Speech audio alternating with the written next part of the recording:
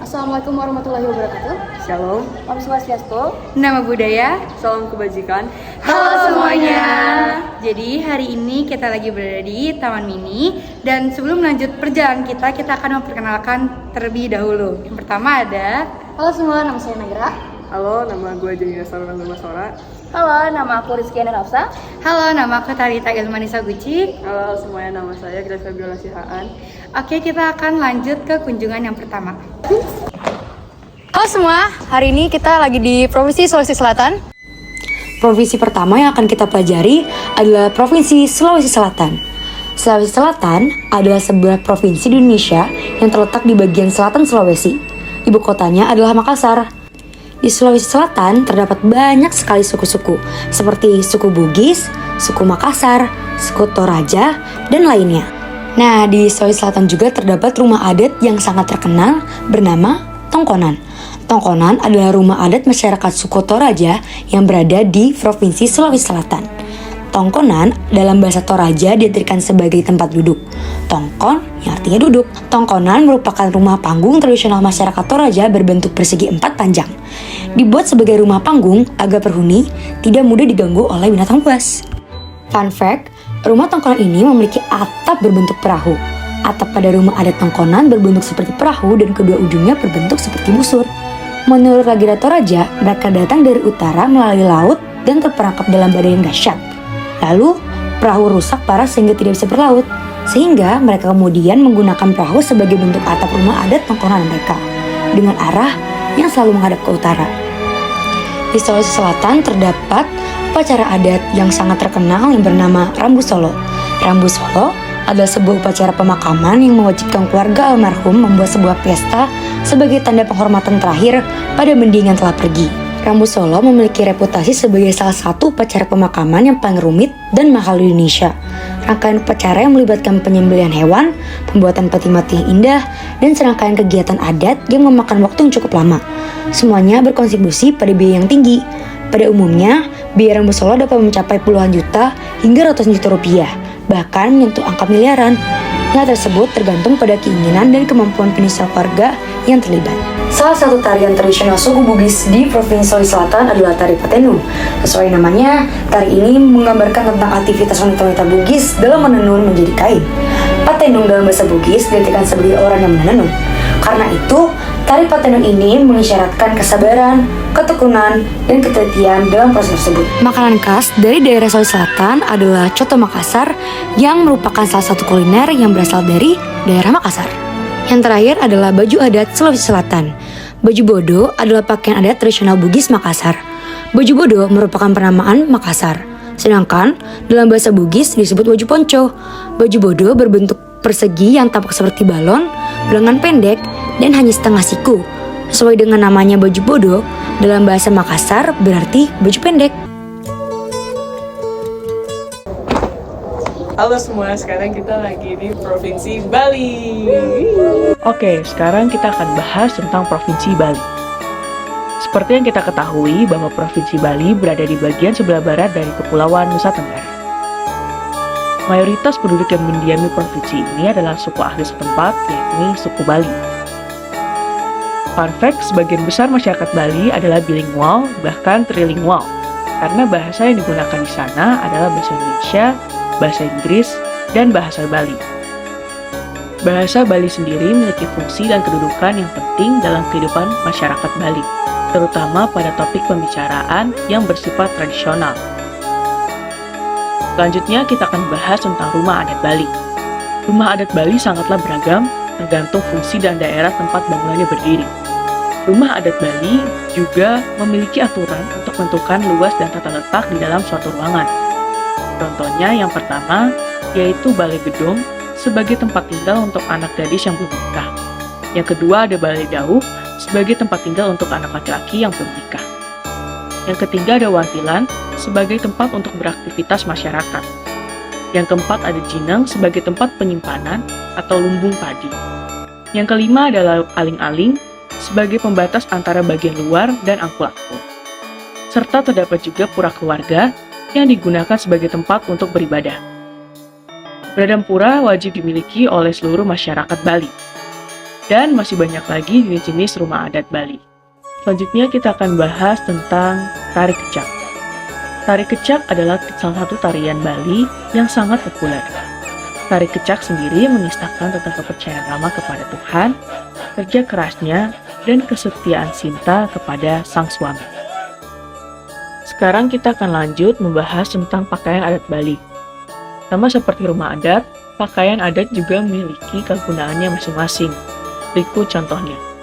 Yang pertama ada payas agung, digunakan untuk pengantin. Yang kedua ada payas matya, yang digunakan ketika upacara potong gigi. Yang ketiga ada payat alis, yang bisa dipakai sehari-hari. Bali dikenal sebagai pulau dewata dengan budaya yang kaya. Salah satu aspek yang sangat memukau dari budaya Bali adalah upacara adatnya. Contohnya upacara ngaben. Upacara adat ini bertujuan untuk memuliakan roh orang yang telah meninggal dan bantu mereka berpindah ke alam rohaninya dengan tenang. Prosesi ngaben melibatkan persiapan jenazah, prosesi ke tempat kremasi, dan kemudian pembakaran dengan menggunakan kayu bakar. Terakhir kita akan bahas tentang kuliner Bali, yaitu ayam betutu. Ayam betutu adalah makanan tradisional khas Bali yang terbuat dari ayam utuh dan dibaluri dengan bumbu khas Bali, base genep, dan kemudian dipanggang dalam api sekam. Proses tersebut menghasilkan aroma khas yang muncul dari pemanasan lemak yang menyatu dengan bumbu. Semakin banyak uap yang dihasilkan, maka akan semakin kuat juga dan enak aroma dan rasanya.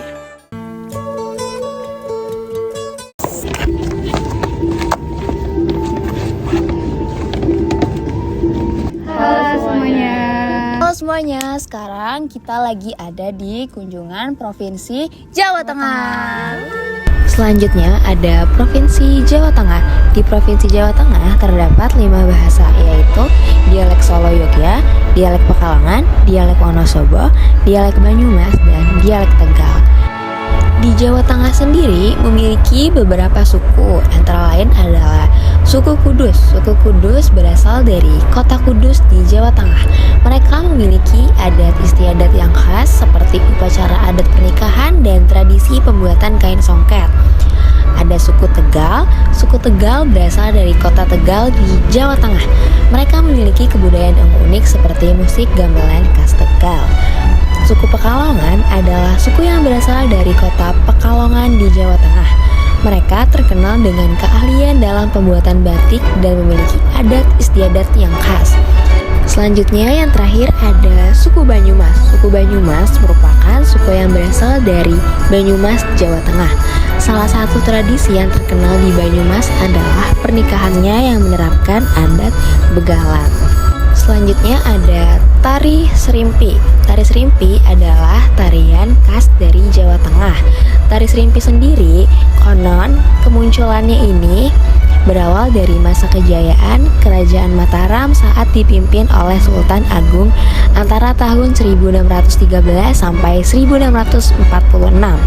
Tarian ini dianggap istimewa dan sakral karena dilakukan untuk ritual kenegaraan sampai peringatan naik tahta.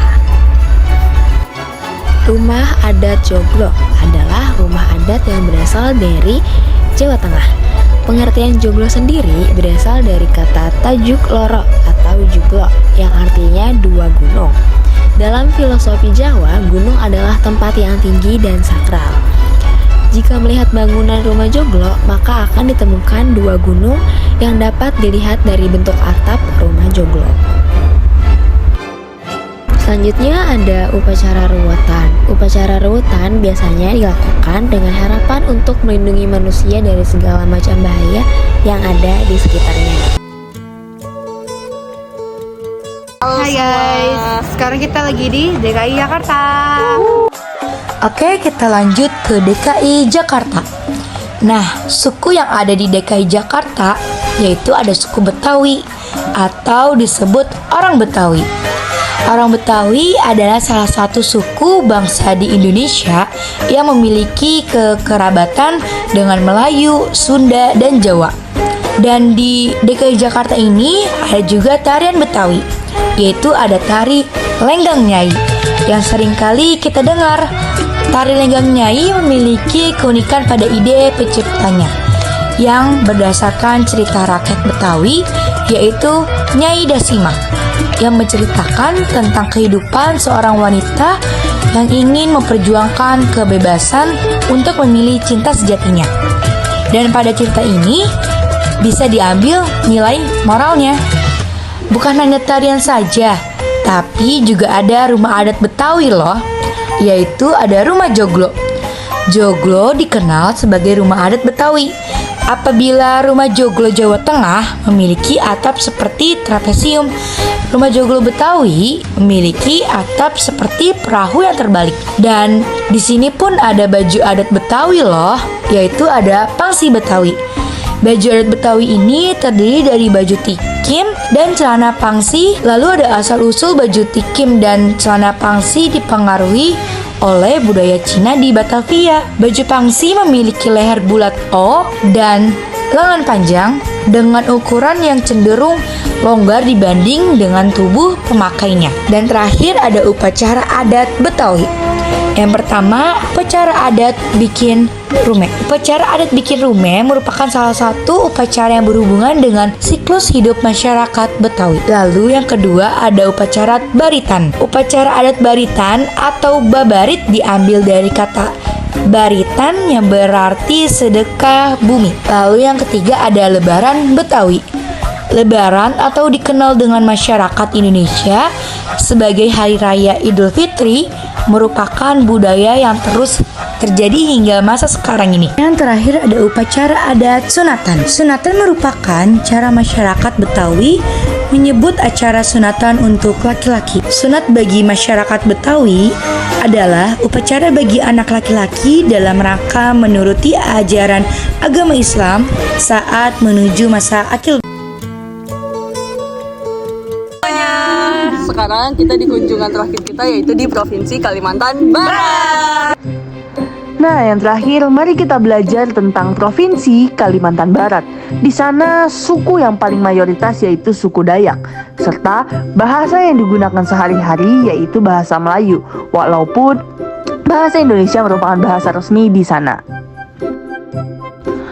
Oh ya, bahkan di Kalimantan Barat juga ada satu kota yang sangat terkenal dan diakui secara internasional, yaitu kota Pontianak. Mengapa ini dikenal sampai tahap internasional? Karena kota Pontianak ini merupakan titik 0 derajat bumi atau yang sering kita kenal dengan garis khatulistiwa. Nah, kalian tahu gak sih, di Kalimantan Barat juga ada rumah adat yang dinamakan Rumah Adat Radakeng. Itu adalah rumah adat terbesar di Indonesia. Mengapa sih disebut rumah adat terbesar? Karena bangunannya memiliki panjang 138 meter dengan lebar 30 meter dan tinggi 7 meter. Di sana ada pula tari kondan. Tari ini merupakan suatu tarian dari Kalimantan Barat yang mengandung nilai mistis serta sakral. Tarian ini biasanya digunakan pada acara-acara pernikahan, adat, atau ritual keagamaan. Kalimantan Barat memiliki baju adat yang dinamakan King Tompang. Ciri khas King Tompang yaitu pakaian tradisional ini terletak pada warna dasarnya yang didominasi warna hitam, merah, dan juga warna biru. Di Kalimantan Barat sendiri ada tradisi-tradisi yang unik dan masih dijaga sampai sekarang, yaitu tradisi kuping panjang, tradisi tato, tradisi tiwah, dan tradisi ngayau. Senjata tradisional khas Kalimantan Barat yaitu mandau. Mandau sendiri bentuknya seperti pedang. Nah, juga ada makanan khas dari Kalimantan Barat yaitu bubur pedas. Meskipun namanya bubur pedas, namun sebenarnya rasa bubur ini tidak pedas. Dikatakan bubur pedas atau orang Pontianak menyebutnya bubur padas sebagai perumpamaan bahwa makanan tersebut mengandung berbagai macam rempah dan sayuran. Serta bukan hanya ada makanan, juga ada minuman yang khas dari Kalimantan Barat, yaitu tuak. Tuak merupakan hasil fermentasi dari nira atau beras ketan.